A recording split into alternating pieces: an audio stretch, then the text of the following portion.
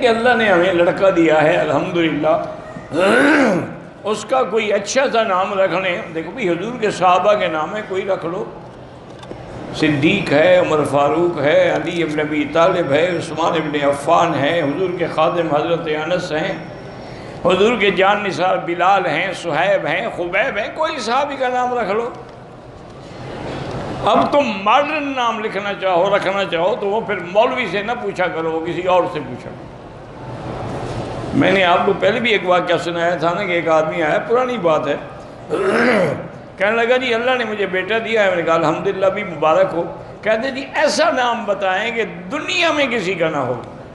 میں نے کہا پھر اس کا نام ابلیس رکھ لو۔ کہتے کیا مطلب؟ میں نے کہا کسی کا نام ابلیس ہے؟ کہتے جی میں نے کہا آپ نے یہی کہا ہے نا، ایسا نام ہو جو دنیا میں کسی کا نہ ہو، تو ابلیس رکھ لو، سب سے اچھا نام۔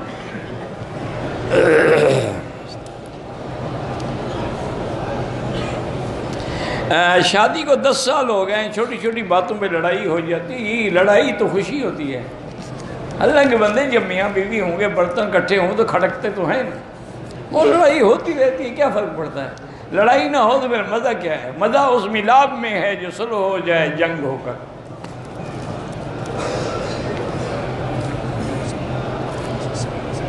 نالوے میں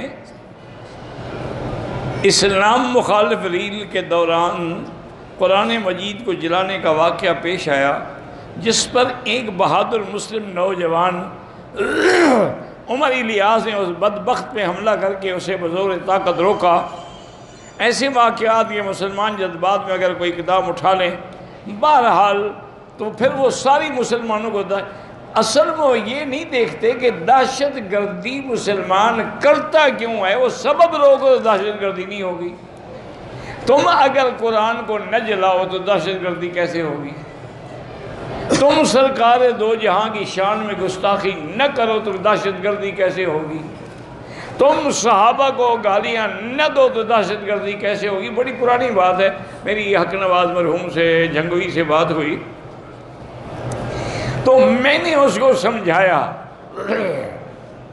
بڑی عجیب وہ ہماری ملاقات ہی، بڑا لمبا قصہ ہے، بڑی بہرحال ہو گئی۔ تو راستے میں جیسے یہ ہوٹل ہوتے ہیں نا ٹرکوں والے، ان کے اندر ہم جا کے بیٹھ گئے۔ میں نے اس کو سمجھایا، میں نے کہا حق نواز دیکھو، 2 باتیں یاد رکھو، یا تو شیعہ سے لڑو یا حکومت سے لڑو، تم دونوں سے لڑتے ہو تو مارے جاتے ہو۔ بھئی اگر تمہاری تحریک ہے تو کیا حکومت سے لڑنا چاہتے ہو یا شیعہ سے؟ ایک سے لڑو، دونوں سے تو نہ لڑو نا۔ انہوں نے کہا مکی صاحب انشاءاللہ آپ کی بات ٹھیک ہے، اس پہ میں عمل کروں گا، لیکن میری بھی ایک بات سن لیں۔ انہوں نے کہا کہ ہمارے شہر میں جھنگ میں کتوں کا جلوس نکالا گیا اور کتی کے گلے میں سیدہ عائشہ کا پٹا ڈال کے نام لے کر ڈالا گیا، تو آپ بتائیں میں صبر کر سکتا تھا؟ کیا قیامت میں عائشہ کو منہ دکھاؤں گا؟ مجھ سے صبر نہیں ہوتا، بس آپ کی مرضی، آپ نے مجھے نصیحت کر دی ہے، لیکن جس نے یہ واقعہ اپنی آنکھوں سے دیکھا ہو وہ کیسے صبر کرے؟ اتنی بڑی گستاخی، جب تم ایسا کرو گے تو لوگ لڑیں گے نا۔ تم اگر ایسی حرکتیں نہ کرو، اب دیکھو نا سیدنا علی رضی اللہ عنہ اور خوارج کے درمیان میں بھی تو لڑائیاں ہوئی ہیں نا۔ کسی آدمی نے پوچھا حضرت علی سے کہ آپ جو خوارج سے لڑ رہے ہیں یا ان سیدنا معاویہ کی جماعت سے لڑ رہے ہیں، کیا یہ نعوذ باللہ کافر ہیں؟ انہوں نے فرمایا بالکل نہیں، ہم من الکفر فرو، کفر سے بھاگ کے تو اسلام میں آئے ہیں، کافر کیسے ہیں؟ انہوں نے کہا اچھا اس کا معنی ہے کہ وہ پھر منافق ہیں؟ انہوں نے فرمایا نہیں، لا یذکرون اللہ الا قلیلا، منافق اللہ کا ذکر نہیں کرتے مگر تھوڑا سا، لسانہم رطب بذکر اللہ، ان کی زبانیں تو ہر وقت اللہ کے ذکر سے تر ہیں، یہ منافق کیسے ہو سکتے ہیں؟ دیکھو کتنا پیارا جواب ہے کہ نہ کافر ہیں نہ منافق ہیں۔ انہوں نے کہا حضرت علی پھر حیرانی کی بات، پھر آپ لڑتے کیوں ہیں کہ وہ کافر بھی نہیں منافق بھی؟ فرمایا اخواننا بغونا قاتلونا فقاتلنا، ہمارے بھائی ہیں لیکن بغاوت کی، جب ان نے ہمیں قتل کرنا چاہا تو ہم نے بھی کیا۔ تو اس لیے ہمیشہ اصول رکھیں کہ دہشت گردی یا ایسے حالات دشمن خود پیدا کرواتے ہیں، جب وہ ہو جاتے ہیں تو پھر صبر کرنا جو ہے بہت بڑا مشکل ہوتا ہے۔ میں نے خود کہا تھا حضرت مولانا ہزاروی رحمۃ اللہ علیہ سے، مولانا غلام غوث ہزاروی، اللہ ان کی قبر پہ کروڑوں رحمتیں کرے۔ ہم ملتان کے قاسم علوم کے مدرسے میں بیٹھے تھے، رات کا وقت تھا تو میں اکیلے تھے، تنہائی تھی، تو میں نے کہا حضرت ایک بات میں کرتا ہوں، ویسے تو میں آپ کے شاگردوں سے بھی چھوٹا ہوں اور اولاد سے بھی چھوٹا ہوں، لیکن ایک بات کہتا ہوں، اگر آپ ناراض ہوں تو نہیں آپ میرے بیٹے ہیں، کہیں کیا کہتے ہیں۔ میں نے کہا حضرت آپ بڑی سخت زبان استعمال کرتے ہیں مودودی صاحب کے بارے میں۔ ٹھیک ہے، انسان ہے، اس سے بھی خطا ہوئی ہے، مسائل میں غلطیاں ہوئی ہیں، لیکن اس کا معنی یہ تو نہیں ہے نا کہ بندہ ایسی باتیں کرے، گالیاں دے، اور پھر آپ جیسے آدمی کی زبان سے یہ گالیاں سجتی ہیں۔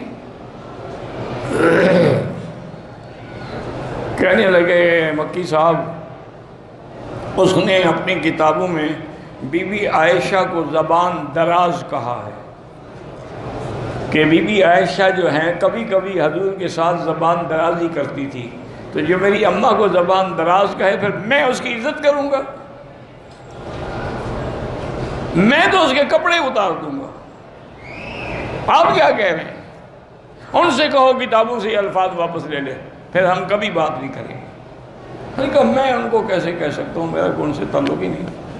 تو بہرحال کہنے کا میرا ساری تقریر کا مقصد یہ ہے کہ دہشت گردی کافر دشمن خود کرواتا ہے، شیعہ کو پیسے دے کے سنیوں کے خلاف، سنیوں کو پیسے دے کے شیعہ کے خلاف، بریلویوں کو پیسے دے کے دیوبندیوں کے خلاف، بعض دیوبندی کم عقیدے لوگ جو ہیں ان کو خرید کے بریلویوں کے خلاف، تاکہ یہ لڑتے رہیں۔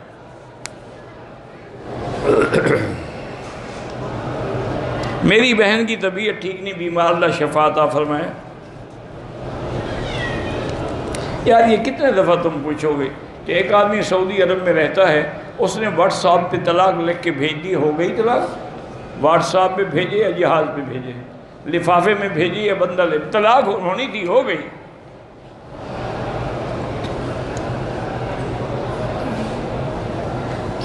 اگر کاروبار ہم کر رہے ہیں، ہمیں شبہ ہے کہ ہمارے شریک جو ہے کاروبار میں اس کا پیسہ حلال نہیں، لیکن تمہارا تو حلال ہے نا، کوئی بات نہیں، ہر کوئی اپنا حصے کا جواب دے گا۔